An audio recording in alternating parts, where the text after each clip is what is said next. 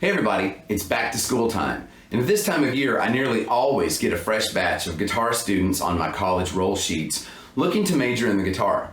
Now, in my part of the country, most incoming guitar players can play, but have little to no formal training and usually can't even read music. Now, on the classical side of things, we have to bite the bullet and begin formal study with reading and classical technique, which is a long-term process. Now, on the jazz side of things, we can usually get right down to brass tacks a little quicker simply by harnessing the student's knowledge of popular music styles. And if you recall in an earlier video, what exactly is blues? I showed how the blues form is common to all of our popular music styles, including jazz. So let's talk about how to transition from a rock background to playing jazz using the 12-bar blues form as our vehicle.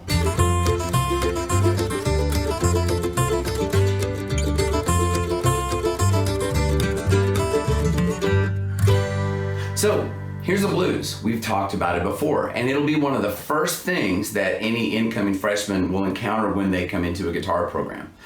Notice though that all the chords have become dominant seventh, or what we call seventh chords. Why?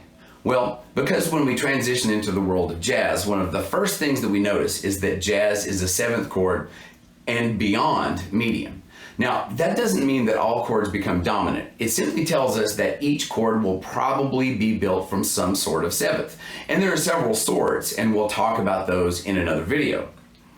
So, how do we start? Well, in my experience, most incoming freshmen know some bar chords. So let's start there. Notice I've rewritten the blues progression behind me into the key of B flat. Now, if we play a blues in the key of B flat, we would encounter B flat 7, E flat 7, and F7, meaning we can use some familiar bar chord shapes.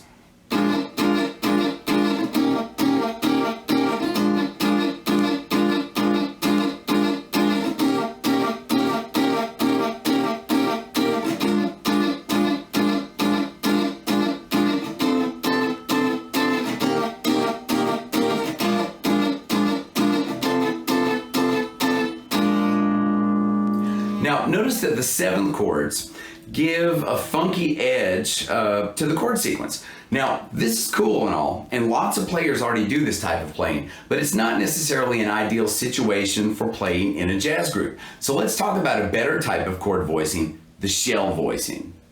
So what is a shell voicing? Well, out of the four notes which make up a dominant seventh chord, a root, a third, a fifth, and a flat 7, a shell voicing uses only the 1, the 3, and the flat 7.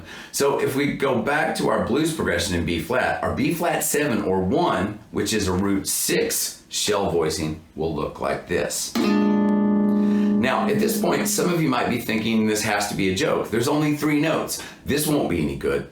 Well, here's the thing. The weight of a chord isn't necessarily dependent on the number of notes in the chord.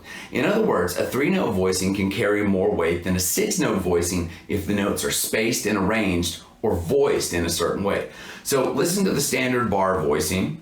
It's not bad. Now listen to the shell voicing.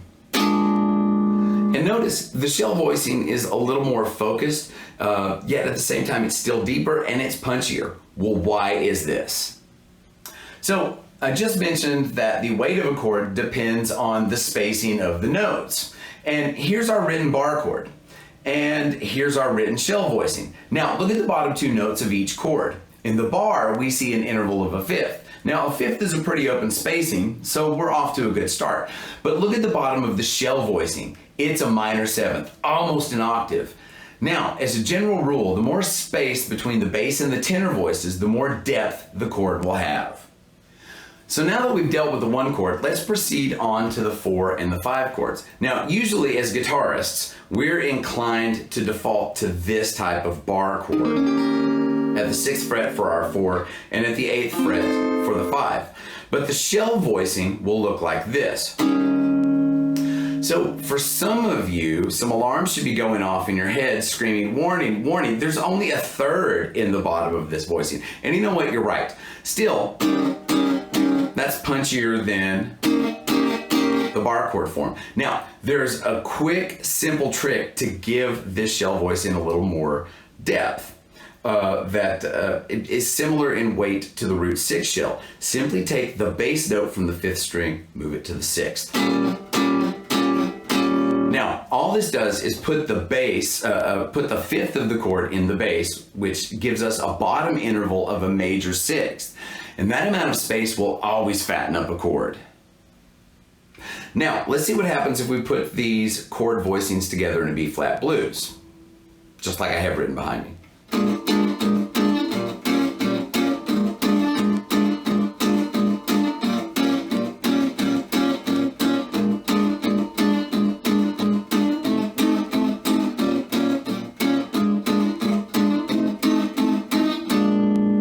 So you should notice a few things. Number one, because there are only 3 strings in each chord, we have to learn to mute the other 3 strings with our left-hand fingers as we're playing the active notes. Now, this can seem really awkward at first, but don't worry. I've taught these voicings to tons of students and everybody works it out. Just put a little time into it and the chords will come together really quickly. Number 2, notice that the bass note of each chord stays on the 6th string, and it never has to travel more than 2 frets.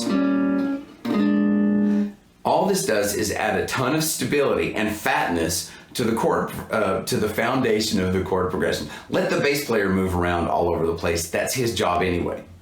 Number 3, if we strike the strings energetically and mute them slightly with our left hand, we turn into drummers.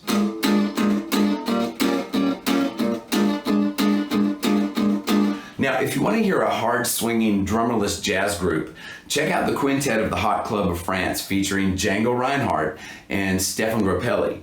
Now, Joseph Reinhardt and Roger, I know I'm going to butcher his last name, Chaput, play their guitars with such a rhythmic intensity that a drummer would just muddy the waters. 4, notice that my right hand never touches the strings. All of the muting is done with my left hand. And also notice that my right hand never touches the top of the guitar. Let your arm do the work. This is where the percussiveness comes in.